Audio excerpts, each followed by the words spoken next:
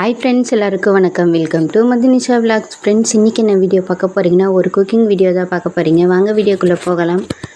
இப்போ தான் நம்ம சேனலை ஃபஸ்ட் டைம் பார்க்குறீங்கன்னா ப்ளீஸ் மறக்காமல் லைக் பண்ணி நம்ம சேனலை சப்ஸ்கிரைப் பண்ணி வச்சுங்க. அப்போ தான் நான் போகிற கிராமத்து வாழ்க்கை, என்னுடைய லைஃப் ஸ்டைல் எல்லாம் உங்களை வந்து சேரும். இப்போ வாங்க வீடியோக்குள்ளே போகலாம். இன்றைக்கி டே வந்து காலையிலேயே ஸ்டார்ட் ஆகி வாசல் கூட்டி தண்ணி தெளித்து கோலமெல்லாம் போட்டு தண்ணியெல்லாம் எடுத்து முடிச்சுட்டு சாப்பாடு கேஸில் வச்சுட்டேன். குழம்பு வந்து அடுப்பில் செஞ்சுக்கலாம். அத்தை வந்து தண்ணி காய வைக்கிறதுக்கு அடுப்பு பற்ற வச்சுருந்தாங்க. சரி, தீ நல்லா தான் எரியுது, வெறுகும் இருக்குது அப்படின்றதுனால சரி அடுப்புலேயே செஞ்சிடலாம். நம்ம என்ன தான் கேஸில் செஞ்சாலும் அடுப்பில் செய்கிற டேஸ்ட்டு வராது அப்படின்றதுனால ஃப்ரீயாக இருக்கிறப்போ அடுப்பு எரியிறப்போ அடுப்பில் செஞ்சுக்கலாம் அப்படின்னு சொல்லிட்டு இன்றைக்கி அடுப்பில் தான் கத்திரிக்காய், முருங்கைக்காய், கத்திரிக்காய், கருவாடெல்லாம் உருளைக்கிழங்கெல்லாம் போட்டு கருவாட்டு குழம்பு தான் வைக்க போகிறேன். எனக்கு ரொம்பவுமே பிடிக்கும். நான் செய்யறதுலே ஒன் ஆஃப் த ஃபேவரட் இந்த களி, கத்திரிக்காய். அதுக்கப்புறம் நான்வெஜ்ஜு கொஞ்சம் ஓரளவுக்கு சாப்பிட்ற மாதிரி செய்வேன். இந்த சாம்பார், காரக்குழம்பு இதெல்லாம் நான் செய்கிறதே எனக்கு ஒரு சில டைமில் பிடிக்காது, ஒரு சில டைமில் நல்லா தான் செய்வேன். நீங்கள் எப்போவுமே நல்லாவே செய்வீங்களா, இல்லை ஒரு சில டைமில் சொதப்புமான்னு கமெண்ட் பண்ணுங்கள். எனக்கு நிறைய நாள் சொதப்பிருக்கு. அதுவும் இந்த யூடியூப்பெல்லாம் பார்த்து சமையல் வீடியோலாம் பார்த்து பண்ணேன்.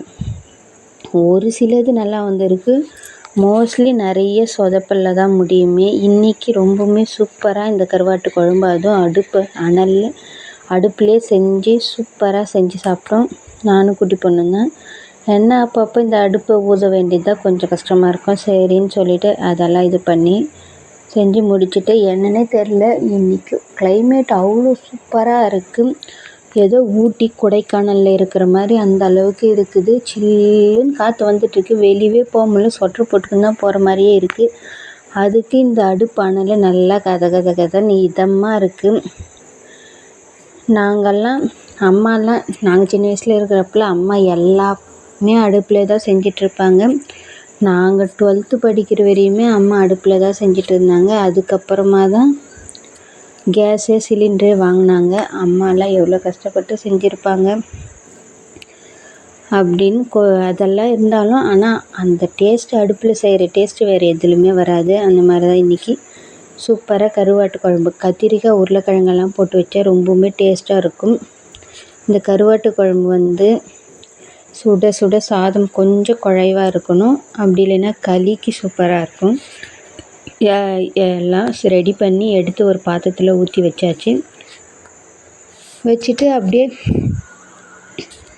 சுடவே சூடான சாப்பாடோடு போட்டு சாப்பிட்டுட்டு தான் மற்ற வேலையே செய்ய ஆரம்பிச்சேன்னு. சரின்னு சொல்லிட்டு எல்லாத்தையுமே சாப்பிட்டுட்டு அதுக்கப்புறம் இந்த பாத்திரம் எல்லாத்தையுமே கழுவி வச்சிடலான்னு சொல்லிட்டு எல்லா பாத்திரத்தையும் கழுவி வச்சுட்டு இருந்தேன். சூப்பராக இருந்தது. ஆனால் இன்றைக்கி கருவாட்டு குழம்பு சரின்னு சொல்லிட்டு இதுவே நைட்டு வரைக்கும் வரும்னு நினைக்கிறேன், பார்க்கலாம். சரின்னு சொல்லிட்டு அப்படியே வந்து ரொம்ப மழை பெய்கிறாப்புல கிளைமேட் சூப்பராக இருக்கா.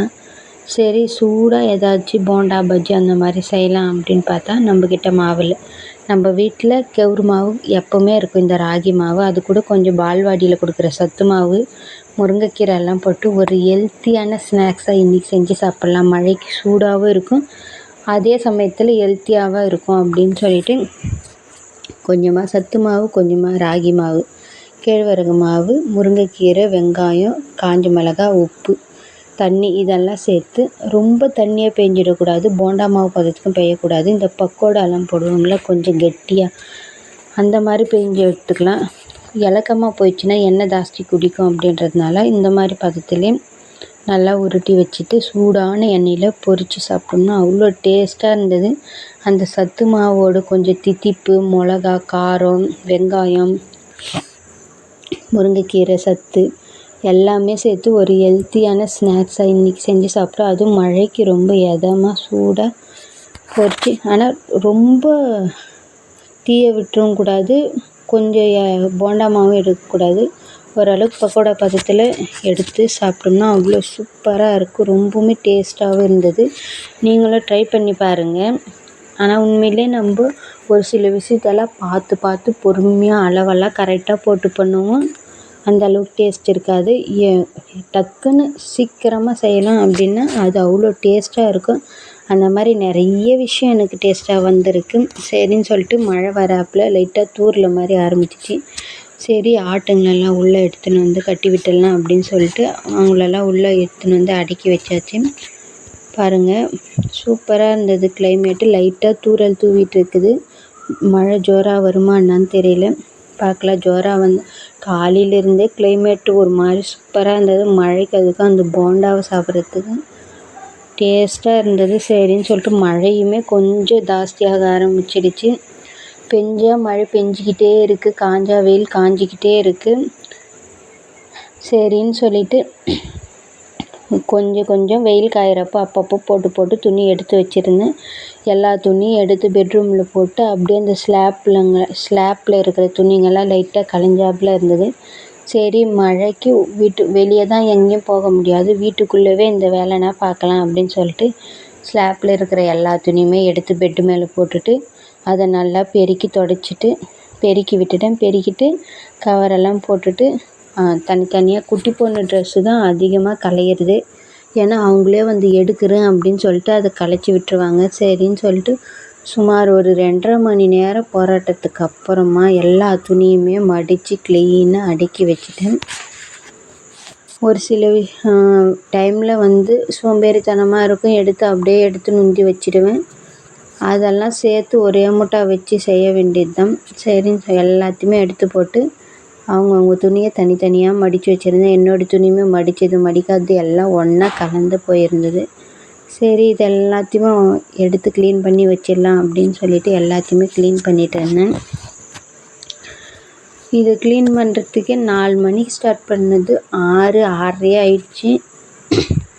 எல்லாத்தையுமே க்ளீன் பண்ணி இத்தனைக்கும் பீரோவில் இருக்கிறதெல்லாம் இந்த ஸ்லாப்பில் இருக்கிறது துவைச்சி போட்டு பெட்டு மேலே இருக்கிற துணி துவைக்கிறது கூட அவ்வளோ கஷ்டமாக இருக்காது. அதை மடித்து கரெக்டாக வைக்கிறது தான் பெரும் கஷ்டமாக இருக்கும். குட்டி பொண்ணு ஃபங்க்ஷனுக்கு போடுற ட்ரெஸ்ஸுங்க, அதுக்கப்புறம் இந்த சொட்டருங்கெல்லாம் தனியாக ஒரு இடத்துலையும், அவங்க டெய்லி யூஸ் பண்ணுற துணியெல்லாம் ஒரு சைடும், அத்தை மாமா இதெல்லாம் ஒரு சைடுமே வச்சுட்டு ஒரு 6:30 மணிக்கு போல் சூடாக டீயும் பன்னும் சாப்பிட்டுருந்தேன். ஏன்னா உள்ளே உக்காஞ்சிக்கிட்டே இருந்ததுனால லைட்டாக பசி எடுத்தாப்புல இருந்தது. சரின்னு சொல்லிட்டு சாப்பிட்டுட்டு நைட்டுக்கு டின்னருக்கு வந்து சப்பாத்தியும் பச்சை பயிறு உருளைக்கிழங்கு இதெல்லாம் போட்டு குருமா மாதிரி வச்சுருந்தேன். ரொம்பவுமே டேஸ்ட்டாக இருந்தது.